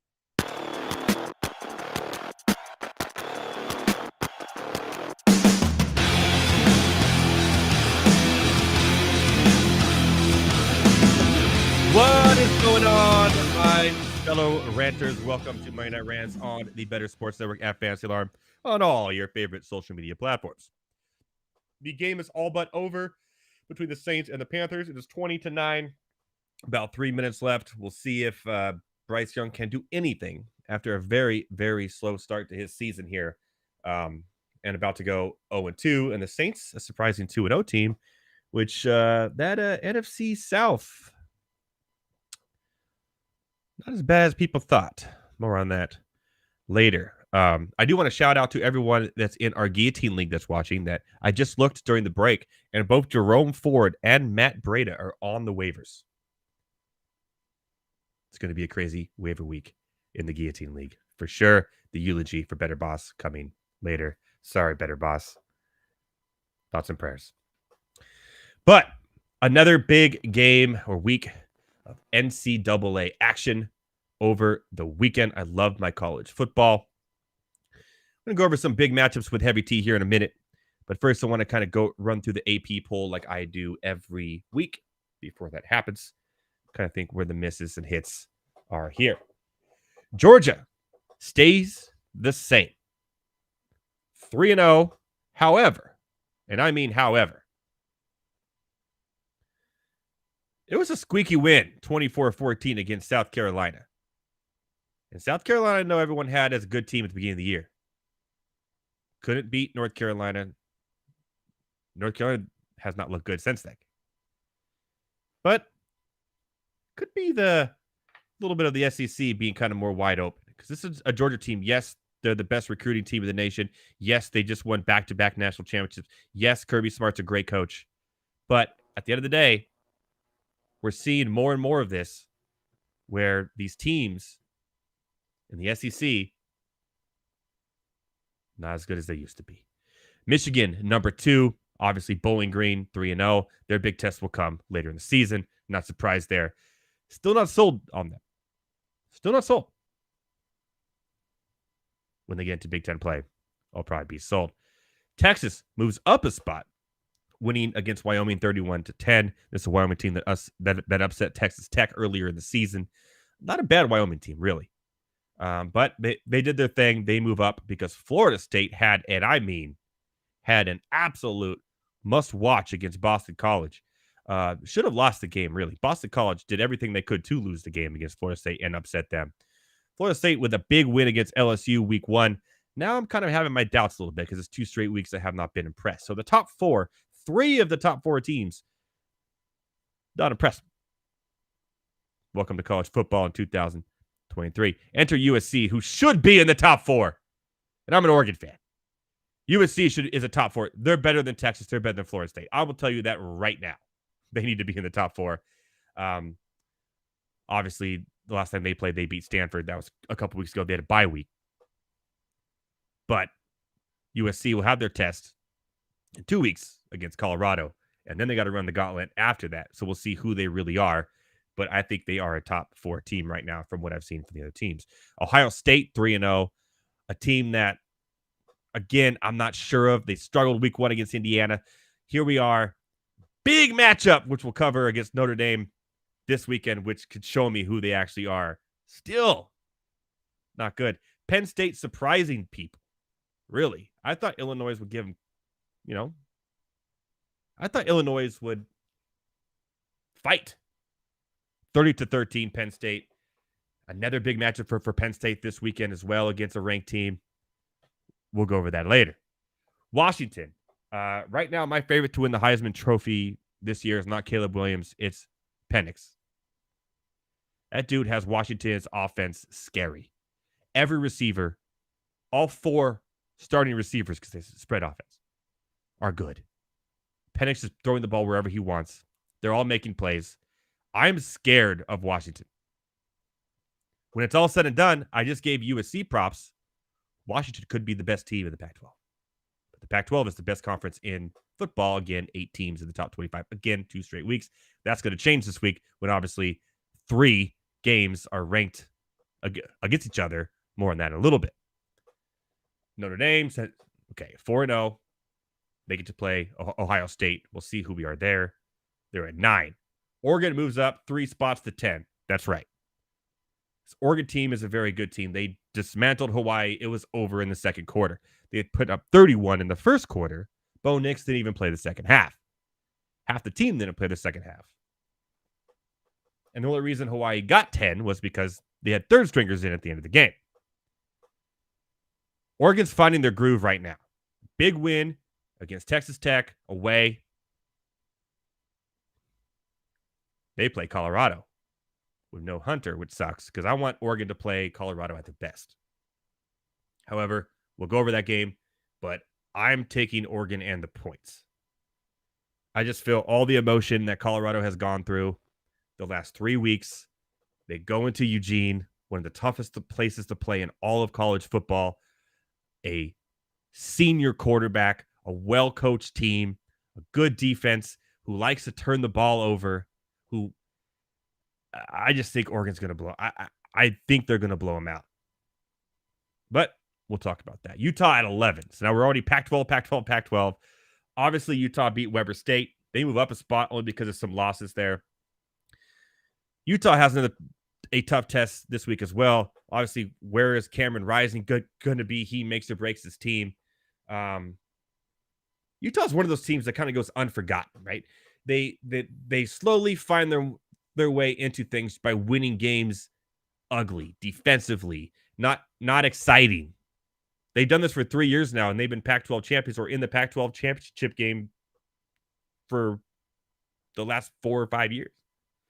This is a very good team, well coached, that could sneak their way in, and it could possibly upset a Washington team or an Oregon team and put themselves in there. So these Pac-12 teams are really, really good. And they've impressed me more than the SEC teams and the normal Big Ten team schools you see. I think right now, if Utah played Michigan in a neutral site, Utah could win the game without rising. Like, that's how good this team is. And the potential is out the door. LSU, not sold. 12, okay. You got to put some SEC teams. I get there. They beat Mississippi State 41-14. Rough loss week 1 against Florida State. We get it. But you got to put them in there, I guess. But I don't know why you would put Alabama over them yet. But I can see what we're starting to see. Alabama at 13, lost 3 spots. South Florida. How many quarterbacks does Alabama need? They need 1. They don't have 0. They have 3 that they're trying. This is the worst Alabama team I have seen under Nick Saban. Ever. They have no identity on offense at all. They're easy to scheme defensively against. I've never seen this from Alabama. South Florida is not a good team. 17-3, 14 of those points were in the second half. They've switched quarterbacks again. There's missed throws. The running game doesn't look good. This is not a good offense at all. They are going to struggle this year, as I predicted earlier, by the way. And it's already showing. Oregon State at 14, moved up 2 spots. A big gritty win against San Diego State, but San Diego State, they are who they are. Ole Miss, who Alabama plays this week, comes into 15, destroying Georgia Tech 48-23. 3-0 Ole Miss Rebels, I think, beats Alabama this week. Alabama will be 2-2. And with time to press the panic button. No, they'll be back next year. You're fine. Oklahoma at 16, move up 3 spots to beat Tulsa. Oklahoma's quietly now 3-0. Everyone's talking about the Big Ten schools, the Pac-12 schools, all these Big 12 schools like Oklahoma moving in the ranks a little bit. Oklahoma can make some noise happen before the college football playoff. North Carolina is still 3-0. Minnesota, a big win, move up 3 spots. ACC, a lot of teams in the ACC slowly moving up here. Both North Carolina and Duke, by the way, who's also right behind him at 18, 3-0 to the big win against Clemson on this show. Week 1 are teams that could beat Florida State from what I see. Colorado's at 19. They lost a spot, obviously, from squeaking out a win against Colorado State. Miami, 3-0 now after a rough year last year. Really rough year last year with Mario Cristobal. 20th spot up to. Not sold on them quite yet. I want to see a little bit more when they play Carolina, when they play Duke, and we'll see what happens. Washington State 3-0 moves up 2. Haven't really played anybody yet. And they're going to have a rough go of it this weekend as well. UCLA at 22. Tennessee dropping 12 spots. This was the biggest loser of the weekend. I've been high on Tennessee. I love Mixon. I love what they're doing there. Just getting absolutely, and I mean absolutely throttled by Florida was embarrassing for Tennessee. I was wrong about them. I will admit that. And now I kind of worry about them a little bit. 12 spots down is a lot to lose. Tennessee 2-1. Losing to Florida. Rough road ahead of them. We'll see how they can recover. And the most boringest team in college football ever, Iowa 3-0. Obviously winning against Western Michigan 41-10. A big matchup we'll talk about here shortly with them as well. And then Florida moves back in after the big win against Tennessee to 25. But shout out, and I want to say shout out to Fresno State, by the way. Fresno State, who beat Arizona State, shut them out. Has the second longest winning streak in the nation. Fresno State has the second longest winning streak of all teams in FBS in the nation going back to last year. Georgia is the only one that has a longer winning streak. So shout out to Fresno State, who's looking, by the way, pretty good this year, who got some votes, who just missed out on the top 25, but some big wins against Boise State. If they could beat Air Force, you can see them moving into the top 25 and making some noise in the Mountain West. So shout out to my boys at Fresno State and my boy Keen for a big win over the weekend as well. All right, Heavy T, let's talk some matchups here and hear what you have to say about this season, or this week, really, in college football coming up, a big week. Let's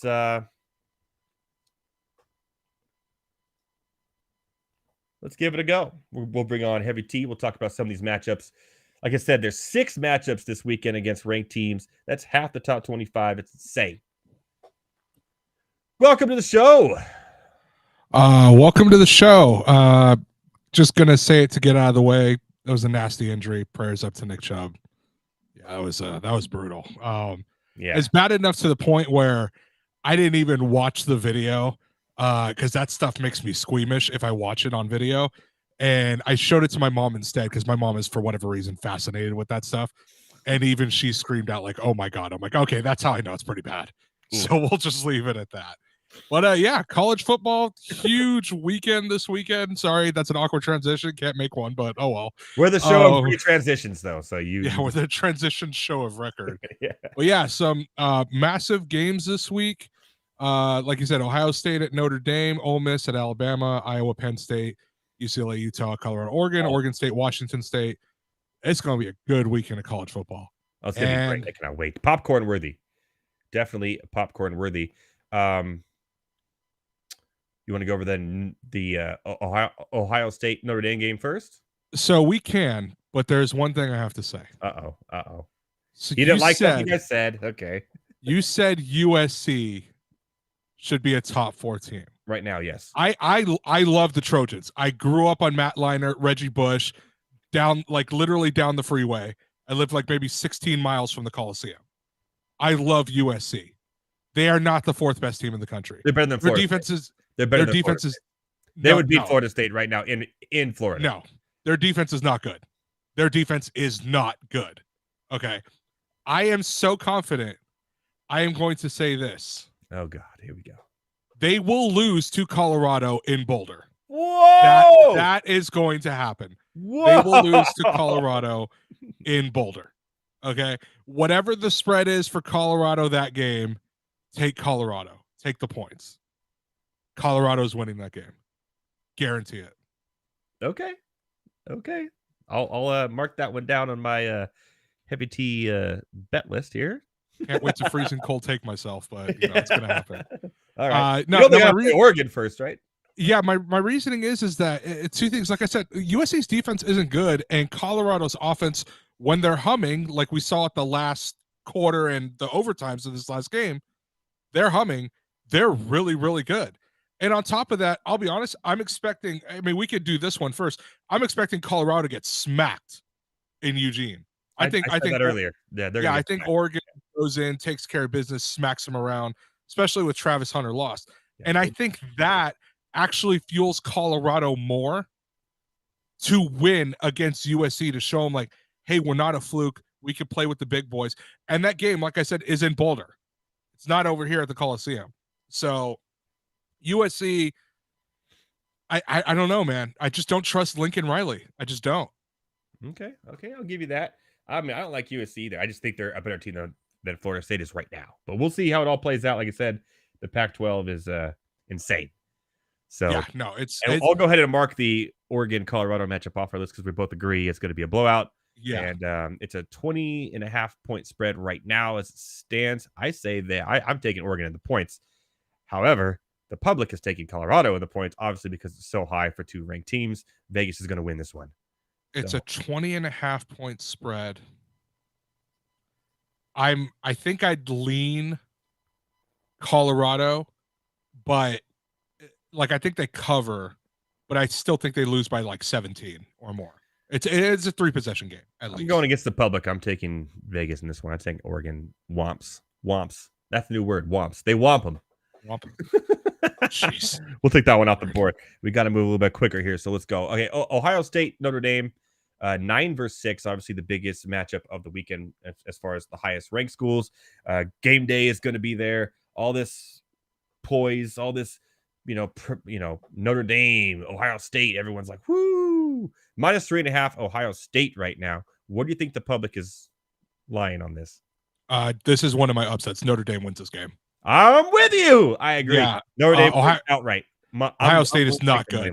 Yeah, they're another team. They're not good. They are average at best. I think if we're gonna rank Ohio State, put them somewhere in the middle, like in the teens. But they're just not a good football team, and it pains me to say that because I absolutely hate Notre Dame. But Notre Dame, I think, actually has a pretty good football team this year. I'm not going to say top 5 worthy, but they have a pretty decent team. Notre Dame wins this game. But Ohio State does not have a top 5. No. Now, Ohio State doesn't even have a top 10 team. If Notre Dame can just blanket Marvin Harrison Jr., it's over. Like, that's the game plan. So, okay, we're on the same page there. Now let's move on to Ole Miss, Alabama. You know where I'm going to be on this one. So let me see what you have to take. Go for it. Where are you going to be on this one? I think I missed that. Ole Miss upset. Ole Miss upset. Completely agree. Yeah. I think Alabama looks terrible. They are. Who's their quarterback? Awful. Their offense has no identity at all. So I guess Saban came out and said that for the SEC opener, it's going to be Milroe. Milroe is not good. Oh, God. He's like the worst of the 3. Yeah, he is not good. What Tyler Duchner, whatever his name is, Bush. He's not good either. It's like they have a serious quarterback problem. They have a serious offensive problem. It's not the quarterback. I'm going to be honest. I don't even know if it's a hot take anymore saying it. The Alabama dynasty, it's dead. It's over. No, I won't go that far. I'll go that far. The recruiting is going to be something, but a lot of teams when the new realignment are going to flex. The Big Ten will end up being the new SEC quickly and the best conference in all of college. Like right away. I think I might. I don't know if they'll be the best, but they'll be a close second. But I will. I'm totally fine saying that the Alabama dynasty is over for 2 reasons. Number one, I don't think they're winning again as long as Georgia is at its peak right now. Mm-hmm. And number 2, they're going to have a serious problem starting next year. And they already had it this year, but they're going to have a serious problem once Texas and Oklahoma are coming, because Texas is for real. I completely believe in Sarkisian. And they got the Manning son. Yeah, and they have Arch Manning. Yeah, I think that conference is going to come down to Texas, Georgia. Alabama is the 3rd best team in that conference. Okay, I can see that. Yeah, so Ole Miss upset everybody. -7 Alabama. I'm taking Ole Miss. Oh, yeah, definitely Ole Miss on that. Yeah. Taking the points there. Okay, we are aligned once again. And we aligned on college. It's just NFL that screws us up, huh? Yeah. Okay, let's jump into Iowa. Oh, God. This one's easy. Iowa sucks. Penn State all the way. Next. Next. Well, it's a 14.5 point spread. Yeah, no, Penn State with the 14.5. That's fine. Next. Iowa's the most boringest top 25 team ever. God, they're They awful. somehow sneak their way in every year, and it's I don't know why. No one. I'm not even gonna watch this game. I'll just see how I'm not later. It really depends on what time this game is on, but because there's so many other ranked versus ranked games, I don't think I'll even watch. This is the worst one, least watchable of them. Oh, easily, yeah. I mean, the fact that Oregon State, Washington State is going to be better tells you that Iowa sucks. Like they are not good. Penn State covers the 14.5, and yeah, and that game's at Happy Valley. Yeah, 100%. Yes. Whiteout, I believe too. UCLA at Utah. This is an interesting game. Do we know if Rising is going to play? I don't know, but I need to ask you, what is the spread for this game? I'll tell you right now because I'm there. -4.5 Utah. Ooh. I kind of like UCLA upset in this one. I'm not going to lie. If Rising does not play, I really like the upset. And what's wrong with Rising? He was supposed to be ready week 1. We're in week 4 now. I won't go UCLA upset. I'm not that confident. Okay. But you said it's 4.5? 4.5 right now, live. Yeah. Oh, that's so close. I'm on the fence. I think, you know what? I think I'm going to end up taking Utah as the favorite with the 4.5. UCLA is good, but Utah is really good. I think it ends up being close, like maybe within 1 possession game, but not within the 4.5. I think it's by 7 or by 6.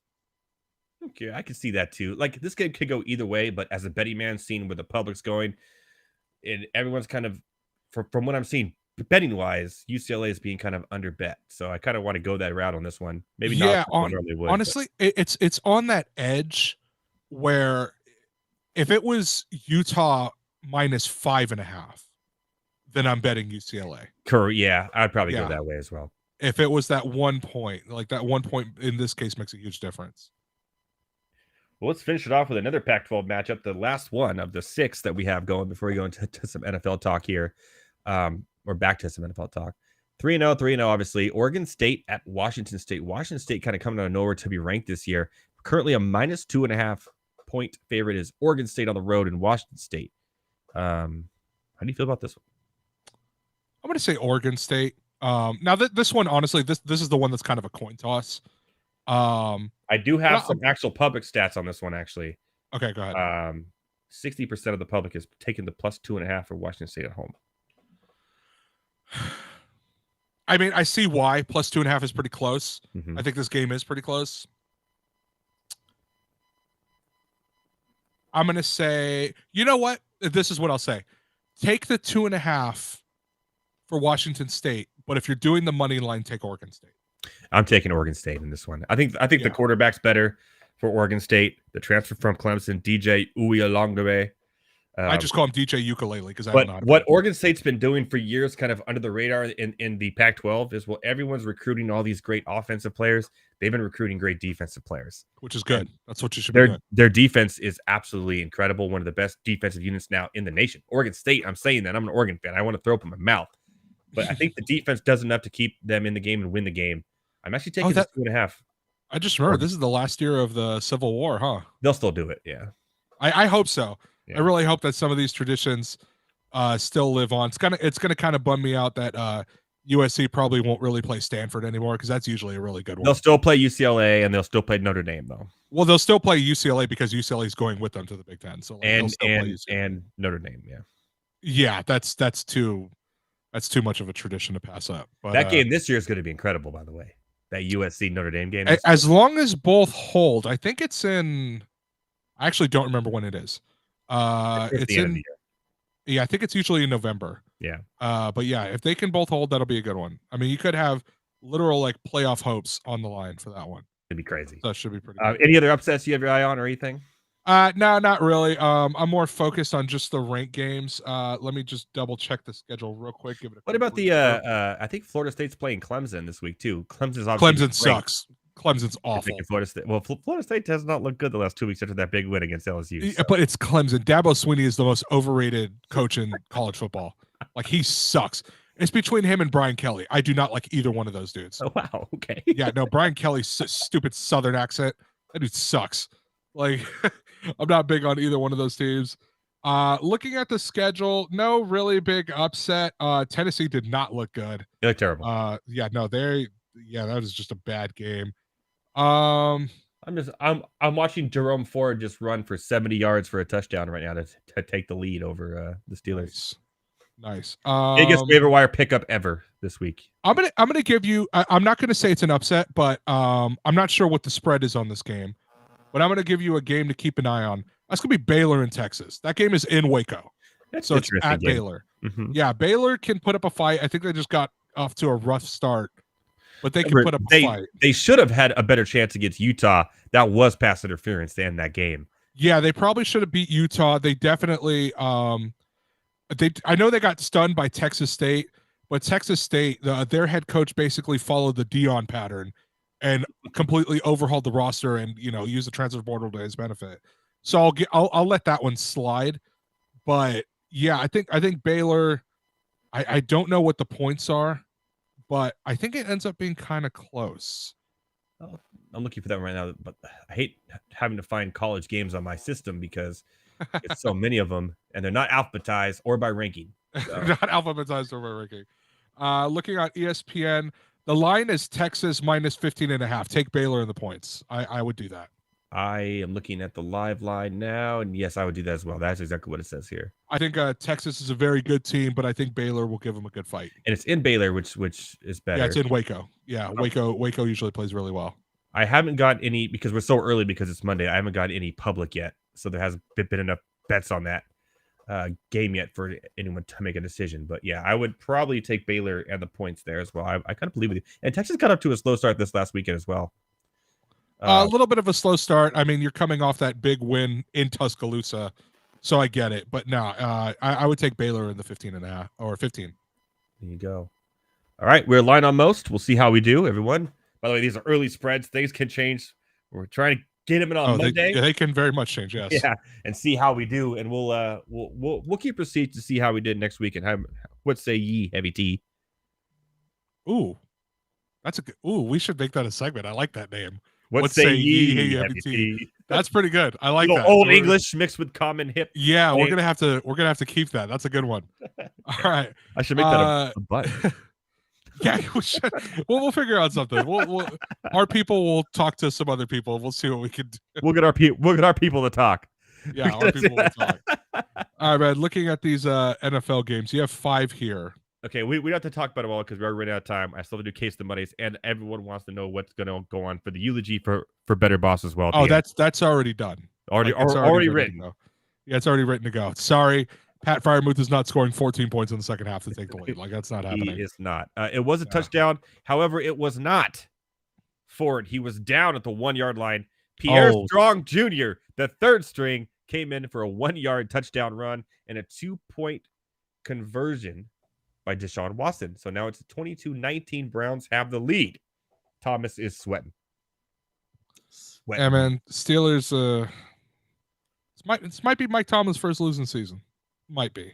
Well, they're off to a rough start. So it's got to happen sometime. It's got to happen.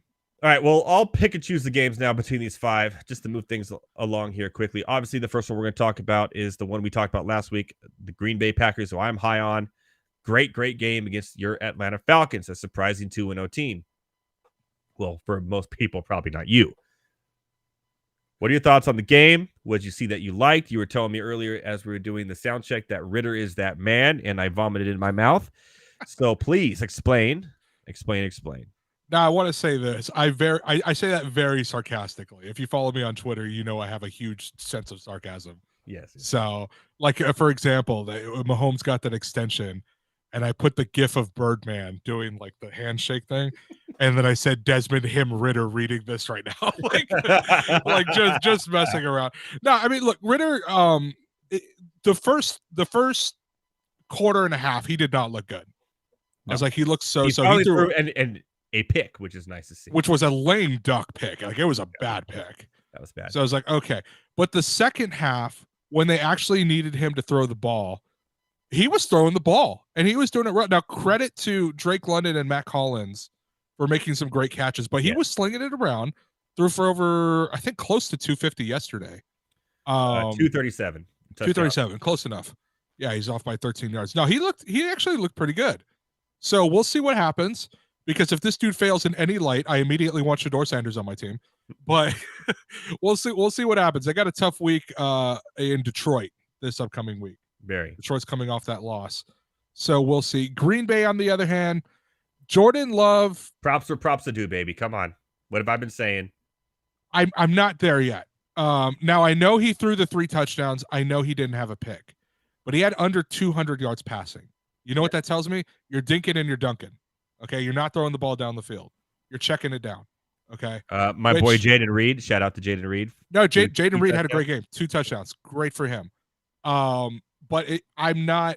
There's times in this game where you have to do more than just be captain check down. So I need to see more.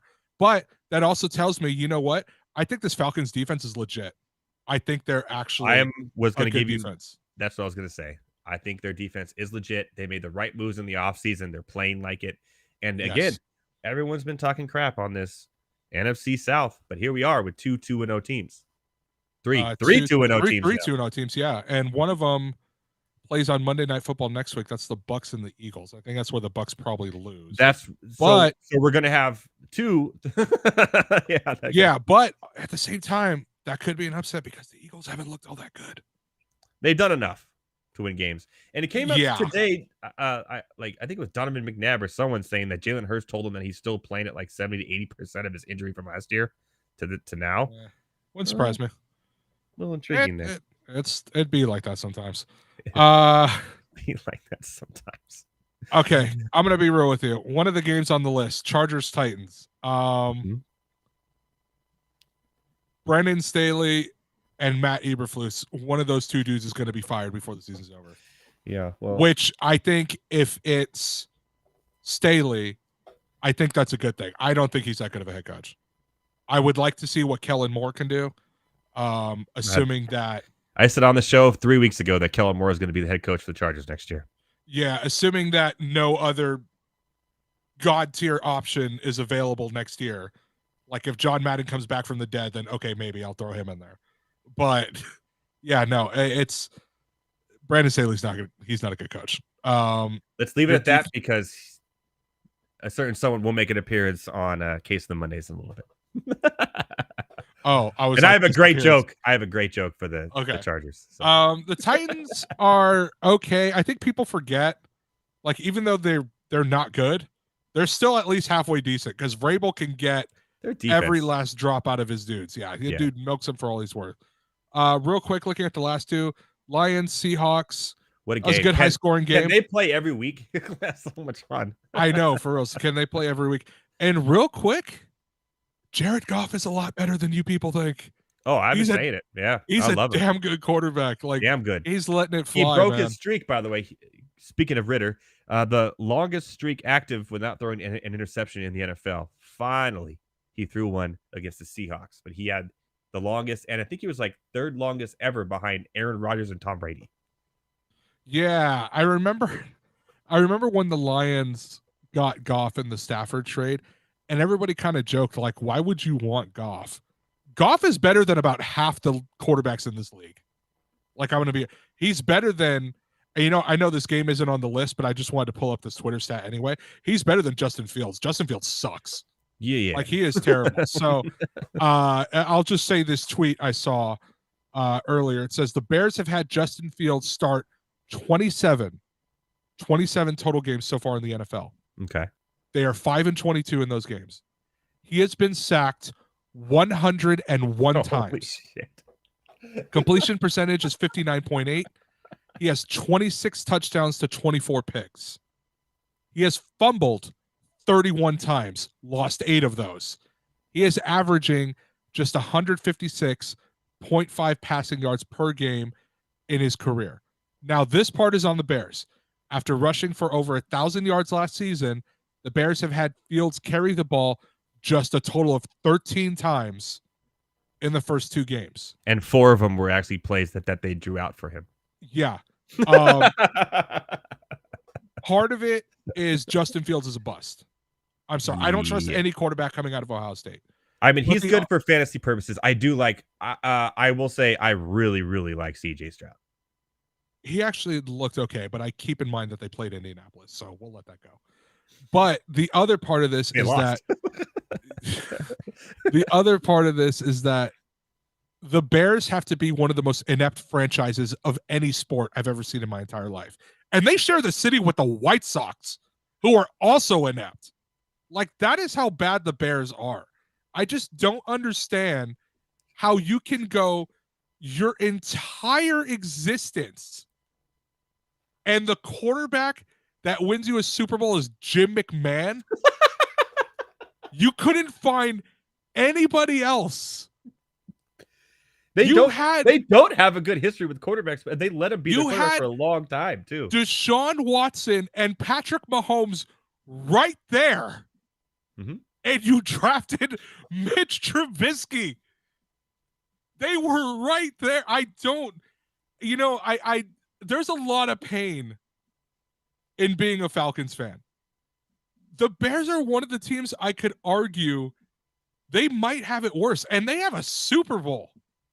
And when the best quarterback in the past 50 years is Jay Cutler, you have a problem. That's so funny that you just said that. We were talking about Jay Cutler the other day, me and my friend, and I was like, yeah, he was on, because we were watching the Colorado Rockies game against the Giants, and it looked like he was behind the thing. I was, yeah, well, he played for Denver most of his career. We looked it up. Chicago let him be their starting quarterback way too long. Like, here's the thing, too, is that Jay Cutler wasn't bad. Like, he was erratic. He wasn't terrible though. Poor man's Brett Favre. I'm taking him over Justin Fields. I'm sorry. I would. But Jay Cutler led that team to an NFC title game. Yeah. That they lost to Green Bay. But he's gotten farther than anybody else. You want to know who the other starting quarterback was for the Bears in the other Super Bowl appearance they made? It was Rex Grossman. What are we doing out here? It was Rex Grossman and Kyle Orton was the backup. That was a quarterback matchup between Rex Grossman and Peyton Manning. Well, That's an automatic loss right there. They had the best return man in the game, though. They had Devin Hester. Falcons legend, by the way. But Devin Hester, best return man ever. But we had the best defense. We had Brian Urlacher. You had Rex Grossman as your quarterback. Shut up. Like, I don't understand. And there's another team that does this, like the Lions too. But at least the Lions have Goff now, and Goff is actually good. But I don't understand how they also had Matthew Stafford for years. That's true. But I don't understand how, like, at the quarterback position specifically, you can be that bad and never. I don't think they've ever had a franchise quarterback. I'm old enough to remember that I had Deshaun. You can say Deshaun. Well, he hasn't Baker proven it Mayfield yet. was a little bit, but I'm old enough to remember when Cade McNown was going to be a thing. I do remember that. My goodness. And then, dude, it got to the point where Falcons legend Chris Chandler is their quarterback. Oh, my God, dude. Like, I think you're right. You have me. Oh, man, dude. When Smokin' Jay is the best one, you got a problem, man. Is Smokin' Jay Cutler the best Bears quarterback of all time? He might be. You know what? I'm just going to do it real quick. Hold on. Give me 1 second. I got to know. We're going to Football Reference. We're going to look up the Chicago Bears because I need to know. That would be a surprising find for me on this show if he is, and we're missing somebody big. But I think you're right. I know they want to see all-time passing leader Jay Cutler. Oh my God! 23,443 He yards. is. Jay Cutler is the greatest Bears quarterback of all time. You want to talk about? So, what was that stat that Justin Jefferson now has more career yards than any Bears wide receiver ever? Like, are you joking? He's only played like 40. How are you that bad, bro? Like, oh my God! Listen to the top 5 according to Football Reference. The top 5 greatest Bears quarterbacks of all time. Jay Cutler, number 1. I can't believe it. Sid Luckman, who last played in 1950, is number 2. Jim Harbaugh is number 3. Jim McMahon, the Super Bowl winner, is number 4, and he played there for 6 years. And Mitch Trubisky, no way, is number 5 on the list as terms of passing yards go. You want to know how much the difference is? Jay Cutler is number 1 with 23,443 yards. We'll skip Sid Luckman because, like I said, he last played in the 50s. The next closest dude is Jim Harbaugh with 10,000 less yards, 11,567. How can you be don't that feel bad for Browns fans anymore? I always think Browns were the worst quarterback franchise of all time. I'd change it by 2, Kevin T. The Chicago Bears are the worst quarterback franchise of all time. Bro, I'm looking at I don't recognize half the people on this list. Fun fact, Cade McNown, top 25 quarterback in Bears history. He's number 25. Would probably draft him for me. I mean, dude, like, I don't understand. How is Rex Grossman, your other Super Bowl starter, is in the top 15 greatest quarterbacks in Bears history with 6,164 yards? They've had a good running back. They've had God rest Walter Payton's soul. Oh my goodness! Like I'm ready for the eulogy whenever you are. I'm so upset right now. Okay, well, I'm so upset. Mondays first, but I think Heavy T is a case on the Mondays. That was What Say Ye, Heavy T. That was this week's edition of What Say Ye, Heavy T. This list made me physically ill. Okay, like my goodness. I'm surprised. You actually blew my mind a little bit with that. So I'm with you. I apologize because I was not planning on going on a Bears rant, but like of all things. Well, my goodness. At least, I think I just made some great like timeout content for the show. Oh, that's definitely going to become a timeout for sure. Yeah, I'm gonna send that to the people that be. And I can't believe how surprised I am and how bad they've been. It's like you always think of like this great historic franchise, Mike Ditka, and then you go back and look at it. It's just been trash at the offensive positioning. Besides Peyton, it's for the whole awful. forever. So I thought the Browns. I'm with you. I think that's the worst. I am sick. I am sick to my stomach. Well, you know who else is sick to their stomach right now? Zach Wilson. Whew. Zach Wilson. All week we heard, well, Aaron Rodgers been teaching him, we're going to be fine. He's our guy. Well, guess what? He ain't that man. He ain't Desmond Ridder. It's funny because I saw Zach Wilson and the first thing I thought of was the video of that guy saying, "You're not that guy, pal. Trust me, you're not that guy." Yeah. That's the first thing I thought of. They should be calling up every single team in the NFL for their backups. Like, honestly, I don't know why you don't call up Atlanta and be like, "What do you want for Taylor Heineke?" That would not be a bad replacement. That would not. I would do that over Zach Wilson. I mean, there's a lot of people you can say that. Marcus Mariota may be a better player. Okay, let's calm down. Let's not get ahead of ourselves. Let's calm down. 12 for 27, 3 interceptions, and 3 sacks. Just looked terrible. I know Garrett Wilson went out for a while, but still, he looks just overwhelmed. He still looks the same. Deer in the headlights. He came in there thinking this is a time to shine. Aaron Rodgers is my team. We're gonna go. All the hype. Everything. No one's going to be talking about the New York Jets the rest of the season. You know why? Because Zach Wilson, guess what? He has. Sounds like somebody's got a case of the moon right. You like that? You like that? Pretty good. You like that, Kirk Cousins? I'm going to save this one for last. This is a really fun one.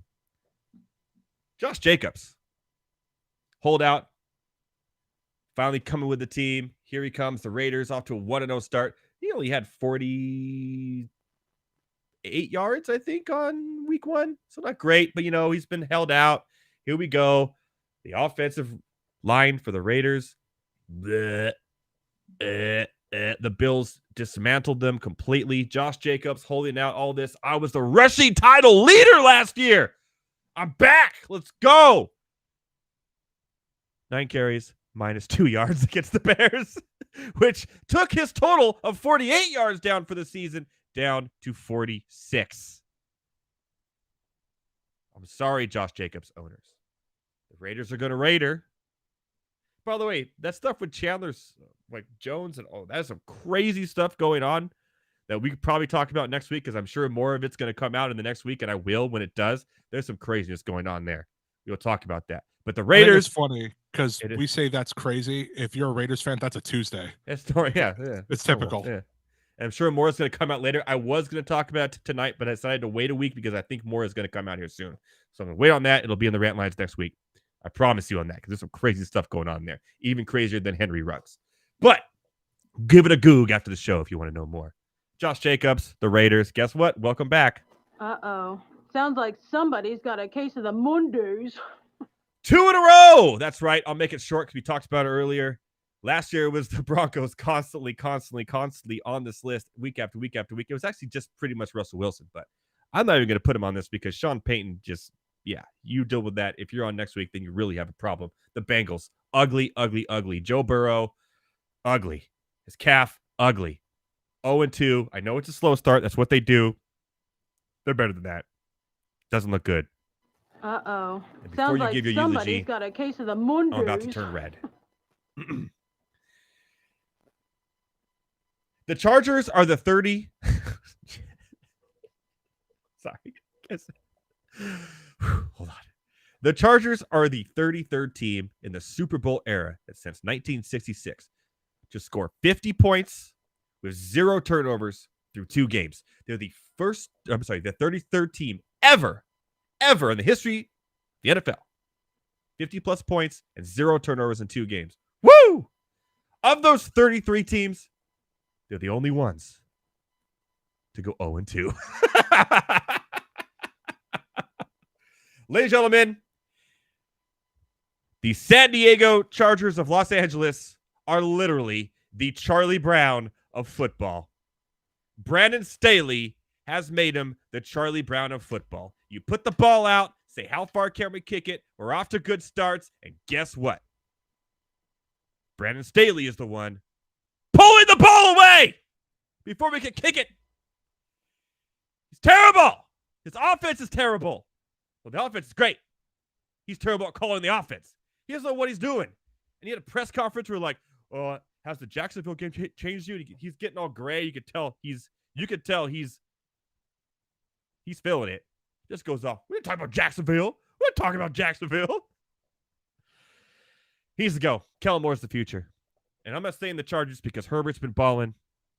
I'm not saying some of the Bosa had a good game. I'm saying it's Staley. Brandon Staley. Uh-oh. Sounds like somebody's got a case of the Mondays. 50 points, 0 turnovers, 0-2. Ugh, get out of here with that. And that was Case of the Mondays.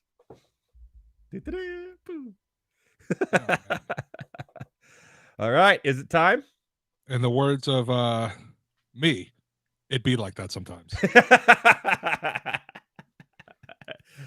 Yeah, I saved Staley for last. I had to, yeah. As you should. Thoughts and prayers. Thoughts and prayers. But you like the Charlie Brown of football, but it's Staley the one pulling the ball out. You like that? Totally. That's Totally. good. Huh? He is the Lucy. The Lucy. Brandon Staley is the Lucy. Yeah, there you go. All right. You want to say you want to bid farewell to one more fellow ranter in the Guillotine League? We got 2 minutes left, and it is time. All right, Heavy T, it's time for your eulogy. Take it now. away. I think we can confirm this because Pat Freiermuth, like I said, is not scoring 14 points in the next 16 minutes. It's not going to happen, though. It's gonna, So, I will go ahead on the record and say it is confirmed. Without further ado, we are gathered here this evening to lay rest to the team known as Better Boss. We say goodbye to lovable players such as Boston, I don't live in Massachusetts, Scott. Traylon, the other Titans receiver, Burks, and Bustin Fields, because he is a bust. We give our condolences to the amazing, outstanding, and life-changing bench of Kenny Smallhands Pickett. Kenneth gained no yards this week well. And the outstanding duo of Antonio Gibson and Curtis Samuel. May we all throw our left hands up for you because you are actual commanders. Lastly, we say our thoughts and prayers to the one good player on this team, Deebo Samuel. May you command all our fab money in this week's upcoming waiver wire. Amen. Amen. Amen. Now there is one little note. In all seriousness, prayers up to Nick Chubb, who was also on this team. That's where I thought you were going. You turned me for a loop. No, not doing that. I'm trying to see the light of heaven at some point in my life. Okay, like I'm not trying to do that. So, prayers up to Nick Chubb. Hope you get a speedy recovery, my guy. Same here, man. Like I said, he's a great dude. I've always liked him, and I have him on 2 teams, so I got to worry about that too. I'm gonna be spending some money on Jerome Ford here. It looks like, but he's the man owned Jerome Ford. I'm telling you right now, he's looked good since coming in. So, all right, man, take us out. Okay. All right, everyone. Thanks for joining tonight on another injury-filled night here on Monday Night Rants. That's 3 Monday nights in a row in the NFL. We've had big injuries. Hopefully, we break that streak next week. If we don't have any, I'm sorry for that. It's like the Madden curse of everything. But for myself, Heavy T, Better Thomas, and all the Better Sports Network, we will see you next week for another Monday night bingo, a eulogy, the guillotine, NCAA. After we'll recap the big games that happened that we talked about for next weekend. And again, more fun and more jokes. As always, shout out to my boy, Taj McGowan. We'll see you next week, my fellow ranters. Boom.